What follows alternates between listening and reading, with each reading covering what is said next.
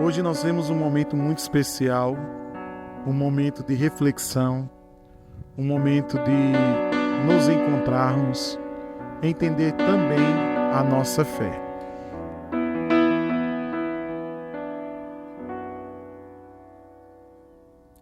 Senhor, fazei-me instrumento de vossa paz. Onde houver ódio, que eu leve o amor. Onde houver ofensa, que eu leve o perdão. Onde houver discórdia, que eu leve a união. Onde houver dúvida, que eu leve a fé. Onde houver erro, que eu leve a verdade. Onde houver desespero, que eu leve a esperança. Onde houver tristeza, que eu leve a alegria. Onde houver trevas, que eu leve a luz. Ó Mestre, fazei que eu procure mais consolar que ser consolado, compreender que ser compreendido, amar que ser amado, pois é dando que se recebe, é perdoando que se é perdoado, e é morrendo que se vive. Agradecer a Deus, como sempre eu agradeço todos os dias e quase que todas as horas, do que Deus fez e faz na minha vida, na vida da minha família, na vida de vocês que vieram, que atenderam o convite que Deus tocou no coração de cada um que poderia vir para esse momento. É um momento, como vocês sabem, que todos me conhecem, de fé, como está estampado aqui nessa capela. E esse momento eu quis fazer para dar esse testemunho de vida pelos 51 anos que eu completei agora, dia 28 de novembro. E hoje, dia 8 de dezembro, no dia 4 de dezembro, alguns dias atrás, fizeram 10 anos que eu estou aqui nesse sítio, nessa terra abençoada por Deus. E que minha vida mudou completamente desses 10 anos para cá. Graças a Deus. Mudou muito. E é isso que eu vou testemunhar e compartilhar com vocês hoje aqui. A minha fé, a minha gratidão. Toda a palavra de Deus vivida realmente. A verdade de Deus em minha vida. Que me trouxe até aqui hoje. E que com certeza vai guiar o meu caminho à luz da palavra de Deus, da palavra de Jesus Cristo. E nada melhor, ou essa palavra, pequena palavra, fé, mas que tem um significado gigantesco, enorme, que a gente, por mais que queira explicar, pode ser o maior doutor em teologia, ele nunca vai saber explicar. A fé a gente sente. Não é a fé dizer eu vou na igreja, eu vou na missa, no culto, seja onde for, seja qual for a religião. É a fé mesmo, você sentir dentro de você. É a fé que é o sexto sentido, o sétimo sentido de nós. está muito além dos 5 sentidos, do cheiro, da visão, da audição, do tato, do paladar, da visão de tudo. É o nosso 6º sentido. Quando você vai fazer algo, ou quando você se depara com uma situação que você sente que a sua fé ali, que está tomando conta de tudo, que é Deus acima de tudo. E nada melhor para explicar numa música essas 4 primeiras músicas que vocês ouviram, interpretadas aí pelo Benny Anderson. Elas fizeram parte da minha vida, de alguma forma. Eu sempre gostei da oração de São Francisco de Assis. Sempre, desde criança. Eu já me espelhava muito a letra da canção. A outra canção, Sozinho, um sonhador. Como eu sempre fui, um sonhador. O Menino da Porteira vem da minha raiz. Eu, desde pequeno que assistia filme, essas coisas. E a família nossa, que vem do interior, sempre foi enraizada nisso, nos valores, na história, na consideração da família. E no dia que eu saí de casa, né, a música Zezé de Camargo, minha mãe nunca cantou aquela música para mim. Mas no dia que eu saí de casa, por 2 vezes, a primeira para ir fazer um curso na Marinha, em Natal, com 18 anos de idade, e a segunda, aos 20, para fazer o CFO em Paudalho, Pernambuco. Minha mãe olhou para mim e chorou. Mas naquele choro dela, ela passou para mim essa música. Por tudo eu ia passar, pelas pedras no caminho. Por ela eu ficava debaixo da asa dela, né, da família, no seio da família. Mas como todo filho cresce, tem que voar, tem que constituir sua família. E a Romaria também, desde pequeno. E a letra inteira. Um brilho de um olhar, sem medo de amar. Não vou deixar de ser um sonhador, pois me vou encontrar no fundo dos meus olhos o meu grande amor. E esse caminho é o caminho de Jesus, o caminho de Cristo. Esse homem que aqui passou, que aqui plantou, que disse o caminho, que prova que morrer não é o fim. E foi como Deus me confortou.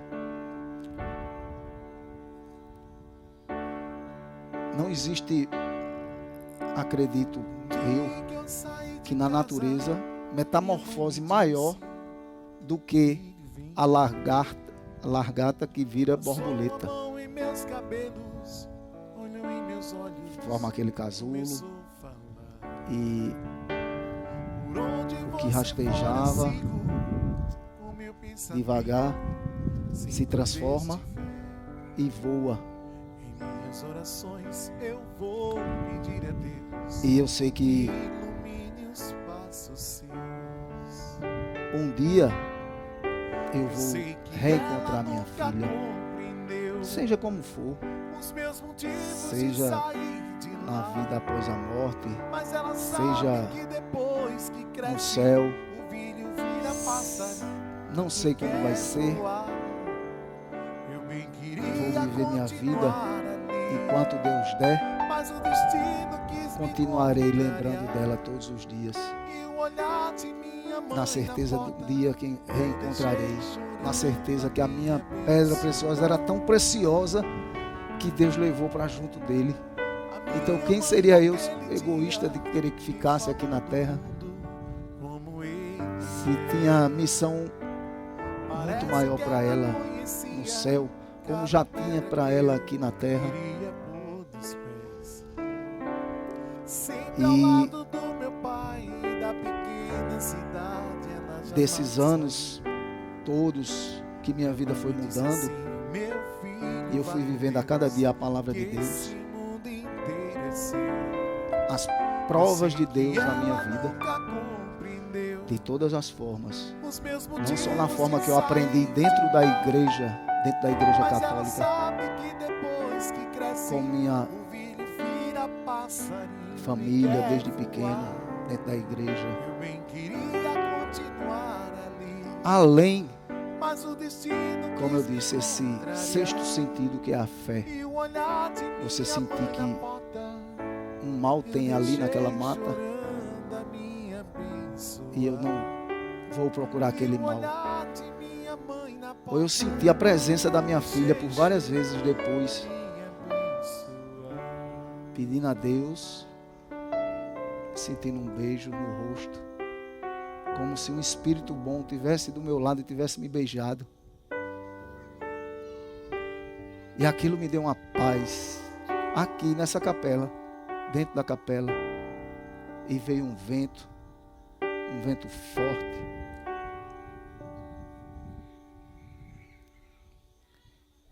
e eu sei que ela está bem,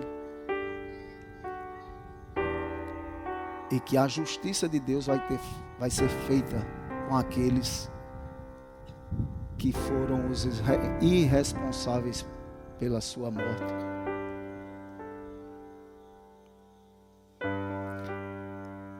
E as bênçãos da minha vida tiveram muitas até hoje. E depois foi que eu fui pensar, principalmente depois que eu perdi minha filha, as bênçãos que eu tive, a minha fé em Deus, em Jesus Cristo, em Nossa Senhora de Fátima.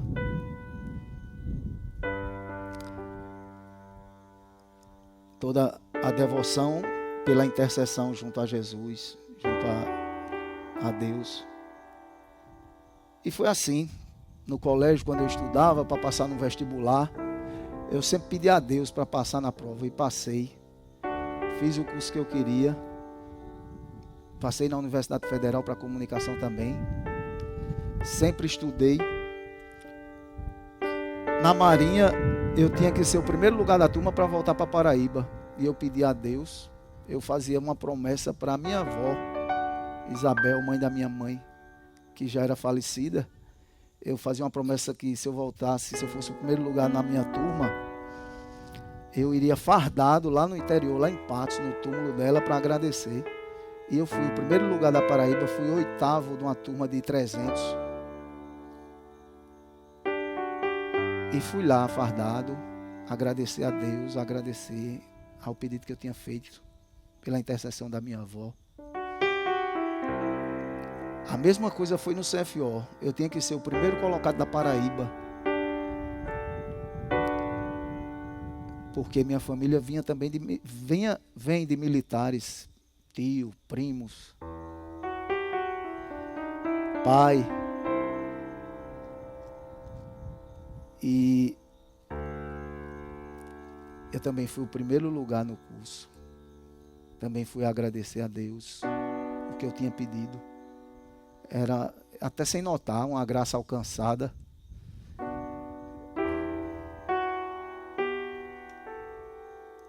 E o meu trabalho, meu curso de mergulho, só Deus sabe quanto eu pedia nas provas principais, dentro d'água, no silêncio da água, na escuridão às vezes da água que a gente mergulhava, eu pedia a Deus.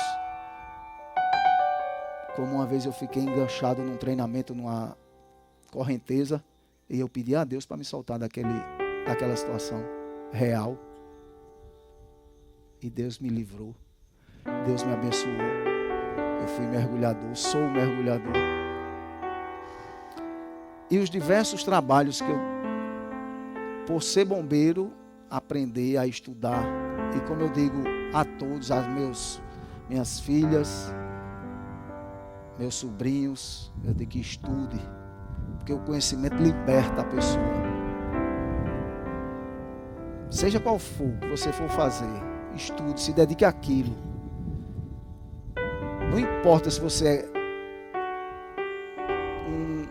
simples trabalhador, um gari, se você recolhe o lixo dos outros, mas se você faz de coração, se você se dedica àquilo ali, e você pensa em crescer, você vai passar, você vai crescer, seja qual for a sua profissão.